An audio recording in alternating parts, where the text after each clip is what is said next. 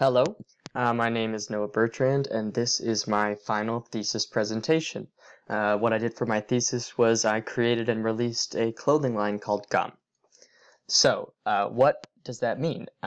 What my specific parameters were for this project was I wanted to create a collection of 5 shirts to be presented on my social media, and then additionally I decided to add on 3 more collections of 5 shirts, totaling up to 20 shirts, doing Instagram promotion, and having a unique business model for the Gum streetwear brand so that it would be more interesting than just clothes.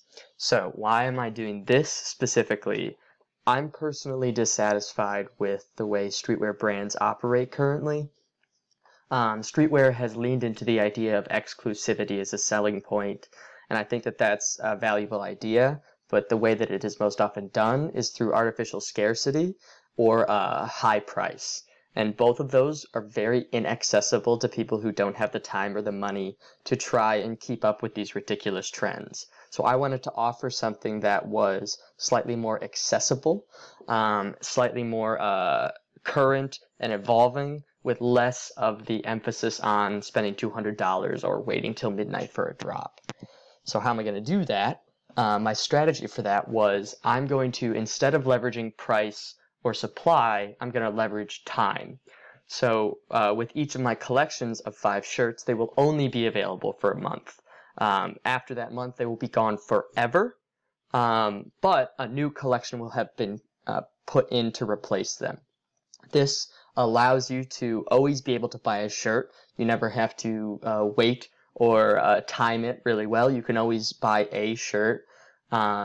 This makes them a lot cheaper. I have them priced right now at $23, which is $7 less than the average I could find for low-end streetwear t-shirts. And additionally, this would allow, if anyone saw a Gum shirt and they wanted that shirt, they can't have that shirt, but they can have a current Gum shirt. So instead of trying to get people to focus on one shirt that may be worth $400, it's about the brand and the brand's evolution. So anyone can start getting involved immediately. So this is my mission statement. I have this on my Instagram. It shows kind of what the plan is going to be for Gum. It's kind of what I just talked about. This is my second mission statement.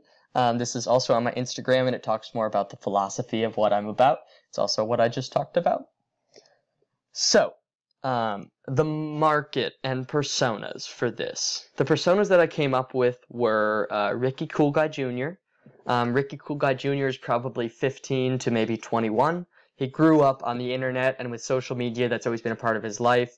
He likes to keep up with trends. He likes to follow the celebrities that he's interested, and the celebrities that he's interested in are currently wearing streetwear clothes because that's what's in vogue right now.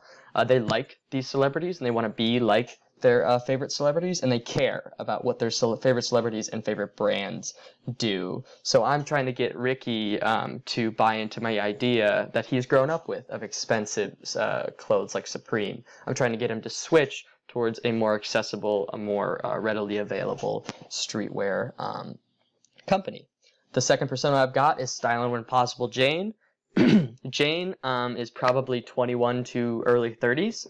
She likes trendy fashion, but she's a working woman, so she only has so much money, and so she often buys fast fashion, whether that be ASOS, Zarya, or H&M, Zara. So she would like to buy and wear more streetwear, but she can't really afford it and doesn't want to drop the money to afford it. She's also in a transient time in her life, so dropping big money on stuff isn't really a good idea, especially if it's based on style, because there's a lot of change going on. And she's starting to enjoy participating with her favorite brands. So I'm trying to convince Stylin' When Possible Jane that this streetwear model, this way of selling, is going to be more beneficial to her because it's affordable, because it's always changing, and the brand itself stands for something that is different than other brands. So the market, as I said, it's probably going to be around 15 to early 30-year-olds. I'm trying to target people who like to keep up with fashion, who like to look as good as they can. They care about unique aesthetics, unique designs, because that's what I care about, and that's really all I can sell to. And I think I'm hitting that pretty spot on based on the people I've talked to, both people in the Ricky Cool Guy Jr. and Styling When Possible Jane camps. And that seems to reflect what their problems are with the streetwear market right now. So it wasn't easy to get to the point where I was happy with what I was making. This brand was a real tough ask for me because I really wanted there to be a mark so that the brand itself would never have to be written out. It could be easily identified based on this mark. It's accessible, it's recognizable, but that was harder than I expected. So as you can see, here's a process of all of the different marks that I tried to get going. I tried geometry, I tried adding a little bit more complexity, integrating the gum text with some stuff, and I did not like it. But I really liked the idea of a mark. So what I decided to do was, instead of having a mark for the company as a whole, I'm going to have a unique mark for each collection. So this is my first collection, and it's called Era. These 3 bars are the width of the 3 letters in gum, G-U-M, so that's why it looks that way. It's called Era because it's the beginning of a new era, and all of the shirts that I will be selling will have this mark on them to visually date them in the month that they were released, along with, as you can see, having a literal date, November 2019. This is 2 ways to ensure that people are aware that these things come out at different intervals at different times. So let's get into the shirts. I'm just going to kind of breeze through these. This is the first shirt called Storm Clouds. This is the second shirt. It is called Pink. This is the third shirt called Nouveau. This is the fourth shirt called Trust Us. And this is the fifth shirt called Take Flight. I tried to keep all of these simple. I tried to keep them simple color-wise, and I tried to keep them as interesting and different as I could. Era itself was kind of a scattershot collection name and collection idea, and I think that's represented by what I made. So I had to promote this on Instagram because I want people to pay attention to it. So I made these the first 9 Instagram posts I have. I used this nifty little line to kind of connect everything and make it look like it's all cohesive. This was met with success. People told me that they enjoyed these posts. I also now, after the collection has been released, I've been doing new promotions on Instagram. This one is and then there's another, and here's the third that I've released right now. I'm planning to do more in the future, but that's what I have. The Gum Instagram page has gotten 49 followers. Candidly, a lot of those are people I know, but there are actually a significant amount of strangers on there, which is exciting for me because I'm reaching more people than I expected. In regards to the release and the selling of the clothes, I did a 5-shirt release on a website called Bonfire. This is what the store looks like on Bonfire. If you scroll down, you'll see all 5 shirts. And I've been raking it in. I mean, I sold 9 shirts for a profit of $27. I wasn't really looking for profit. That's not why I did this, but selling 9 shirts is exciting because I know that 9 people are going to be wearing what I made for them. It's mostly people I know, but some random guy named Hugh just bought 4, so shout out to Hugh.